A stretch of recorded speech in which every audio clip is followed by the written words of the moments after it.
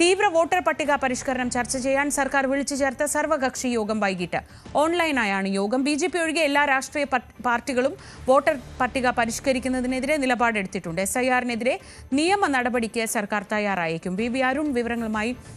അരുൺ, വലിയ രീതിയിലുള്ള എതിർപ്പൊക്കെ സർക്കാർ പ്രകടിപ്പിച്ചെങ്കിലും നടപടികളുമായി മുന്നോട്ട് പോവുകയാണ് തെരഞ്ഞെടുപ്പ് കമ്മീഷൻ. ഇപ്പോൾ ഈ സർക്കാർ ഏത് രീതിയിൽ പ്രതിഷേധം അറിയിക്കുമെന്നാണ് നമുക്കറിയാൻ കഴിയുന്നത്?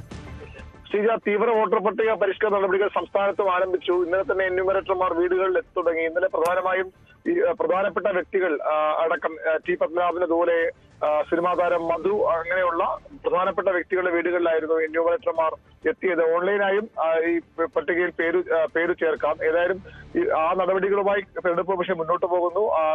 കേന്ദ്ര തെരഞ്ഞെടുപ്പ് കമ്മീഷൻ പ്രഖ്യാപിച്ച നടപടി ഒരു വിട്ടുവീഴ്ച സംസ്ഥാനത്തും ഉണ്ടാകില്ല. പക്ഷേ സംസ്ഥാനത്തെ രാഷ്ട്രീയ പാർട്ടികളിൽ BJP ഒഴികെയുള്ളവ കടുത്ത ആശങ്കയിലാണ്. തദ്ദേശ തെരഞ്ഞെടുപ്പിന്റെ വിജ്ഞാപനം ദിവസങ്ങൾക്കുള്ളിൽ പുറത്തിറങ്ങും. 2-3 ദിവസങ്ങൾക്കുള്ളിൽ തദ്ദേശ തെരഞ്ഞെടുപ്പിന്റെ വിജ്ഞാപനം വരും. രാഷ്ട്രീയ പാർട്ടി പ്രതിനിധികൾക്കും കൃത്യമായ ഉത്തരവാദിത്തമുണ്ട് ഈ വോട്ട് ചേർക്കുന്നതിൽ. അവരുടെ വോട്ടുകൾ ഉറപ്പിക്കേണ്ടത് അവരുടെ കൂടി ആവശ്യമാണ്. ആ സാഹചര്യത്തിൽ തദ്ദേശ തെരഞ്ഞെടുപ്പ് നടക്കുമ്പോൾ അതിന് കഴിയില്ല എന്നൊരു വാദമാണ് പ്രധാനമായും. നിയമപ്രശ്നങ്ങൾക്ക് അപ്പുറത്തേക്ക് അങ്ങനെ ഒരു വാദമാണ് സംസ്ഥാനത്തെ മറ്റു രാഷ്ട്രീയ പാർട്ടികൾ BJP ഒഴികെയുള്ളവ തെരഞ്ഞെടുപ്പ് കമ്മീഷൻ വിളിച്ച് 2 യോഗങ്ങളിലും അറിയിച്ചത്.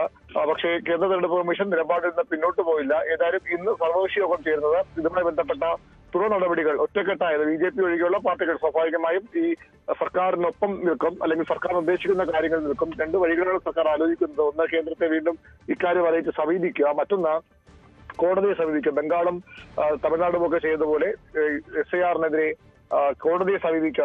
തദ്ദേശ തെരഞ്ഞെടുപ്പ് കഴിയുമ്പോഴെങ്കിലും ഇത് നീട്ടിവെക്കണമെന്ന ആവശ്യമാണ് സംസ്ഥാനം മുന്നോട്ട് വെച്ചത്. പക്ഷെ അതും പരിഹരിക്കപ്പെട്ടില്ല.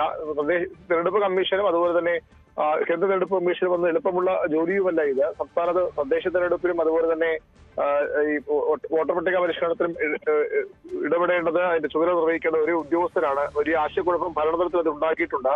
ഇന്നലെ സംസ്ഥാന തെരഞ്ഞെടുപ്പ് കമ്മീഷനും മുഖ്യ തെരഞ്ഞെടുപ്പ് ഓഫീസറും ഇറക്കിയ ഉത്തരവുകൾ പരസ്പര വിരുദ്ധമായിരുന്നു.